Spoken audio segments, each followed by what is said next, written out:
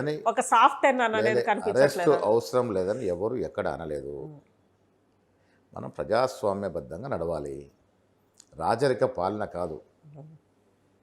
కేసీఆర్ పాలన అంతకన్నా కాదు. ఫలానా అరెస్ట్ చేయండి, అరెస్ట్ చేయరు.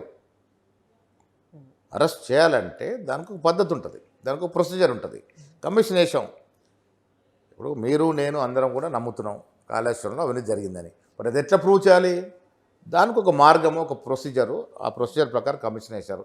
ఇవ్వాలి కదా మనకి ఆన్ రికార్డ్ అధికారికంగా తెలిసింది దాంట్లో అవినీతి జరిగిందని. ఇప్పుడు చర్యలు ఉంటాయి. చర్యలు ఉండే ముందు ప్రజాక్షేత్రంలో పెట్టాలని, అసెంబ్లీలో పెట్టాలని, చర్చ పెట్టాలని, మీ అందరి అన్ని వర్గాల సభ్యుల యొక్క వాదనలు వినాలని, విన్న తర్వాత చర్యలు ఏమి ఉపకరించాలో అవి ఇస్తారు డెఫినెట్గా. దాంట్లో కాంప్రమైజ్ అనేది మాట లేదు. కేసీఆర్ని ఓడించింది కాంగ్రెసా బీజేపీయా? మేము కదా కేసీఆర్ పోరాడింది. ఆనాడు కవిత మీద అన్ని మాటలు చెప్పారు. ఎందుకు కవితను మీరు ఆ టైంలో ఎందుకు అరెస్ట్ చేయలేదు? అప్పుడు ఎందుకు కేటీఆర్తో మీరు లోపలికి ఒప్పందానికి వచ్చారు? ఆ తర్వాత అరెస్ట్ చేశారు కదా కవితని. ఏటీఎం లాగా మారిందని మీ నాయకులంతా వచ్చారు, అధికారంలో ఉన్నటువంటి నాయకులు మాట్లాడారు. ఎందుకు చర్యలు పూనుకోలే? ఎందుకు సుమోటో కేసుగా తీసుకోలే?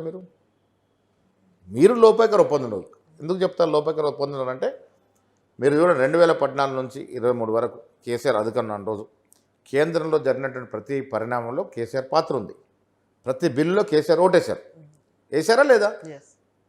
రాష్ట్రపతి ఎన్నికలు వేశారు, ఉపరాష్ట్రపతి ఎన్నికలు వేశారు, స్పీకర్కి ఓటేశారు, త్రిపుల్ తలాకి ఓటేశారు. ఆఖరికి రైతు వ్యతిరేక చట్టాలు తెస్తే కూడా ఒకరోజు తూతు మంత్రం ధర్నాలు చేసి మళ్ళీ తోక ముడిసిపోయి ఓటేశారు. అంటే మీరు లోపాయికర ఒప్పందం ఉన్నట్టు లేదా? కేవలం ప్రజల్ని మభ్యపెట్టడానికి, ఆనాడు ముస్లిం ఓటు దెబ్బతింటేమో అని భయంతో మోడీ గారు రాష్ట్రానికి వస్తే కేసీఆర్ ముఖం చాటేసేవాళ్ళు. అదే ఇక్కడ మనం అక్కడ తమిళనాడు ముఖ్య స్టాలిన్ చూసి నేర్చుకోవాలి. స్టాలిన్ బీజేపీ బద్ద వ్యతిరేకి. మరి ఎప్పుడు మోడీ వచ్చినా నిలదీసి వాళ్ళకి రావాల్సిన ప్రాజెక్టు గురించి అడిగి తెచ్చుకున్నారు. నువ్వు ముఖం చాటేసి రాష్ట్రానికి అన్యాయం చేసావు కదా. ఈరోజు ఒకవేళ కేసీఆర్ అసెంబ్లీకి రాకపోతే మీరు కాళేశ్వరం కమిషన్ రిపోర్ట్ అక్కడ అసెంబ్లీలో పెడుతున్నారు, చర్చిస్తున్నారు, అందరి వర్షన్ కూడా చేశారు, అడుగుతారు. కేసీఆర్ రాకపోతే ఏం చేస్తారు? అసెంబ్లీ వచ్చినా రాకున్నా అసెంబ్లీలో ఒకసారి చర్చ అయిన తర్వాత ఘోష్ గారు ఇచ్చిన సూచనల సలహా ప్రకారం ముందుకు పోతుంది. న్యాచురల్గా కమిషన్ రిపోర్ట్ వచ్చినాక ఆయన ఏం చర్యలు అలా మనకైతే బహిర్గతం కాలే ఇప్పుడు ఆయన ఏం చర్యలు అది నిర్దేశిస్తే అవి జరుగుతాయి. ఇక మీరు కొద్దిసేపటి క్రితమే పవర్ పాయింట్ ప్రజెంటేషన్ ఇచ్చారు. దేశవ్యాప్తంగా చర్చ నడుస్తుంది ఈ ఓటర్లకు సంబంధించి. ఓటు చౌర్యం అనేది ఈరోజు పెద్ద చర్చ. మరి ఈ సంవత్సరం ముఖ్యంగా గత ఎన్నికల్లో, పార్లమెంట్ ఎన్నికల్లో కాంగ్రెస్ పార్టీ 100 సీట్స్ దాకా తెచ్చుకున్నది కదా. మరి ఒకవేళ అదే ఉంటే బీజేపీకి ఎందుకు తగ్గుతుంది, కాంగ్రెస్కి ఎందుకు పెరుగుతుంది? ఎక్కడ పెరిగింది కాంగ్రెస్కి? ఇప్పుడు మహారాష్ట్ర ఎన్నికలు మేము ప్రధానంగా దాని మీద చర్చ పెట్టాం.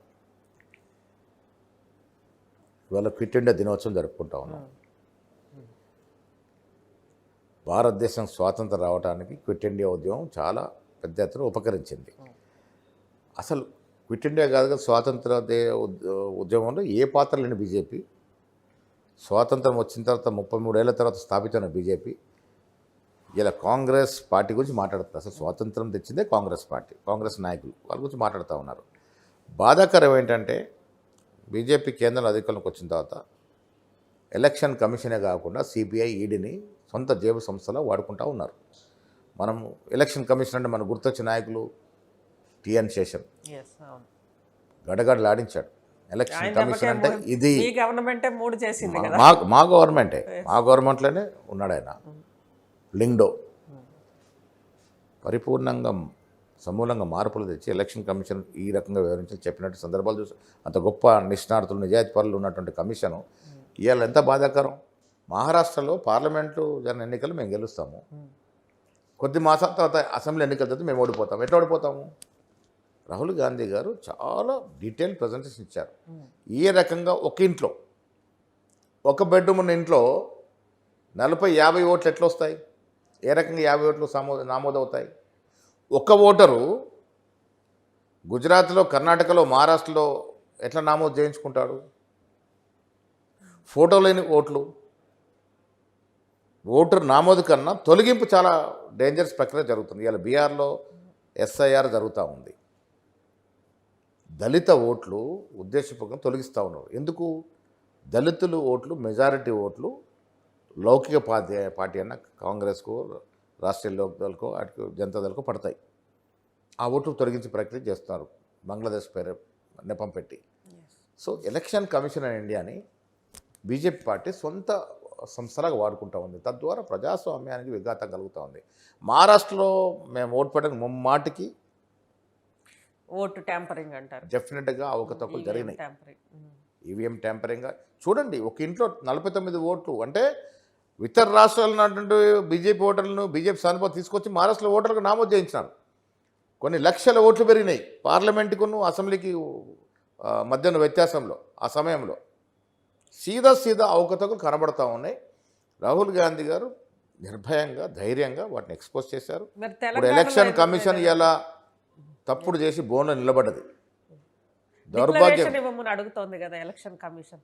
రాహుల్ గాంధీ గారు ప్రస్తావించిన అంశాల మీద డిక్లరేషన్ ఇవ్వమని అడుగుతోంది. 100%. ఇప్పుడు రాహుల్ గాంధీ గారు ఏమడుతుంది, మీరు డిజిటల్ మాకు డేటా ఇవ్వమంటారు. ఎందుకు ఇవ్వడానికి ముందుకు రావట్లేదు? మీరు ఫలానా మీరు కాటగడ పోయి ఓటేశారు. ఆ ఓటు మీరేసారా వేరే వేసారా మాకు డౌట్ ఉందని అడిగినప్పుడు రికార్డు ఇవ్వాలి కదా. మీరు ఎందుకు ఇవ్వలేకపోతూ ఉన్నారు? ఎందుకు తప్పించుకుంటూ ఉన్నారు? ఎలక్షన్ కమిషన్ ఆఫ్ ఇండియా ఎందుకు దోబుచ్చులాడుతూ ఉంది? నిజాయితీగా నిష్పక్షపాతంగా పనిచేస్తే మీరు మాకు డిజిటల్ డేటా ఎందుకు ఇవ్వరు?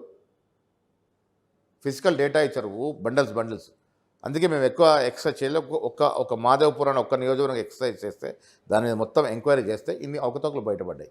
అంటే ప్రతి నియోజకవర్గంలో ఈ అవకతవకలు జరిగి ఉంటాయి. మీరు డిజిటల్ డేటా ఇచ్చుంటే ఒక రోజులో మొత్తం అవకతవకలు బయటకు తీస్తాం. అది ఇవ్వరు. వీడియో రికార్డింగ్ ఇవ్వరు. మీరే ఓటేసారా ఎవరు వేసారో తెలుస్తలేదు. ఒక ఓటరు 4 రాష్ట్రాల్లో ఓటేసుకుంటా ఉన్నాడు. ఎట్లా జరుగుతుంది ఇవన్నీ? ఎలక్షన్ కమిషన్ ఆఫ్ ఇండియా ఇంత ఉదాసీనంగా ఎందుకు ఉంటుంది బీజేపీని గెలిపేయడానికి? ఎలక్షన్ కమిషన్ ఆఫ్ ఇండియా అంటే ఎవరు ఒత్తిడి లేకుండా పనిచేయాలి. ఆ సంస్థలకు ఉన్న గొప్పతనాన్ని, ఆ సంస్థలకు ఉన్నటువంటి స్వతంత్ర ప్రతిపత్తిని నిర్వహణ చేశారు బీజేపీలో వచ్చాక.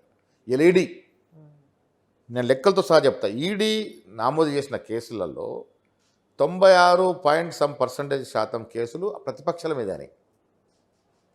ఓన్లీ 3.45% ఆఫ్ కేసెస్ బీజేపీ నేతల మీదనే. దీని అర్థమైంది.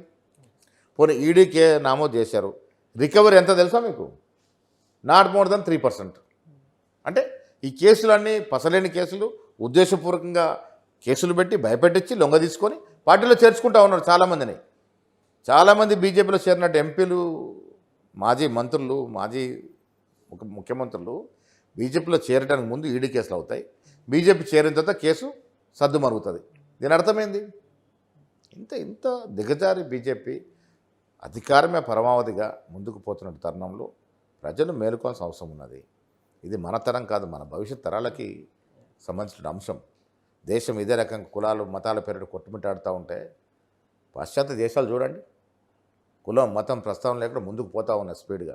మనం కులాలు మతాల పేరు ఇక్కడే పోట్లాడుతూ ఉన్నాం, ఇక్కడే హెల్డప్ అయిపోతూ ఉన్నాం. ఇక రాష్ట్ర కాంగ్రెస్కి వస్తే మనం ఫస్ట్ నుంచి కూడా దిగ్విజయ్ సింగ్ ఉన్నారు, తర్వాత గులాం నబీ ఆజాద్ గారు ఉన్నారు, ఇంకా ఎంతోమంది ఉన్నారు.